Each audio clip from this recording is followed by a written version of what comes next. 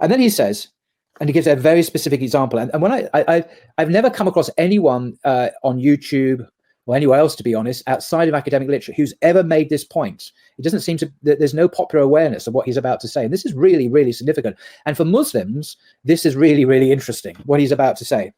In particular, he writes, this is clearly true of the whole father-son tradition in John's gospel. If you read John, it's always about the son and the father and the son, the relationship between the two of them. On and on, almost every paragraph is to do with that. You won't find that earlier on, or hardly at all. Jeremiah has noticed, Jeremiah was a famous German biblical scholar, has noticed the following statistics for the use of father, just the word father in Greek, for God in the words of Jesus. So how many times did Jesus call God father in the Greek, the New Testament? In Mark, the earliest, it's just 3 times. In Q, this is the source used by Matthew and Luke, in addition to Mark, we find 4 instances of Jesus calling God Father. In John, it's 100 times, 100 times. Well, Matthew, by the way, is 31 times, and then John 100 times. So Mark 3 times, Matthew 31, John 100, and Luke is 4. And he draws the inevitable conclusion. There was a growing tendency to introduce the title Father for God into the sayings of Jesus.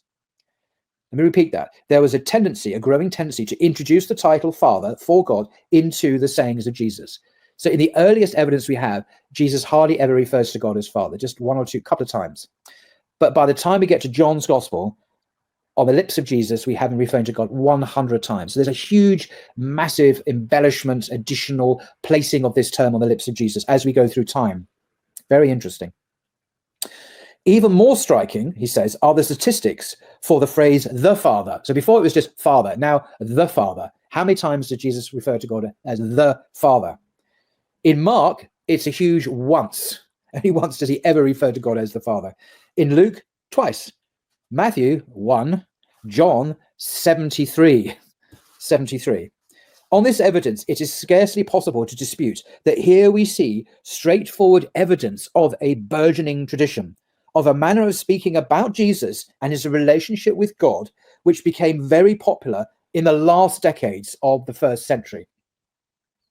Okay, so what are we to conclude from this? And this is just the first part. We'll come on to the second and third in a minute.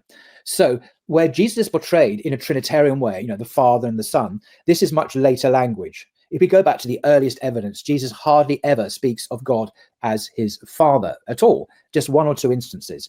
And even those instances were put down, say, in the 60s or 70s AD, and they may have been added in the tradition, for all we know, before that time.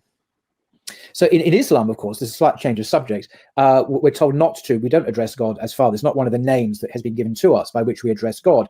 And sometimes people wonder why that is the case. And I think because the meaning of the word Father, if by which we mean someone who protects, provides for, someone who is someone looked to for security, our sustainer, and our so on, this language is found in the Quran. But the word itself, Father, is not. So it's not like the understanding of God is not there in that way, but the word isn't. And I think it's because the way the Christianity has taken over this language in a Trinitarian way, the currency of the term has become a bit corrupted, and so it's not usable anymore. It has Trinitarian overtones, so the word is no longer used. That's speculation, but that's kind of what I think.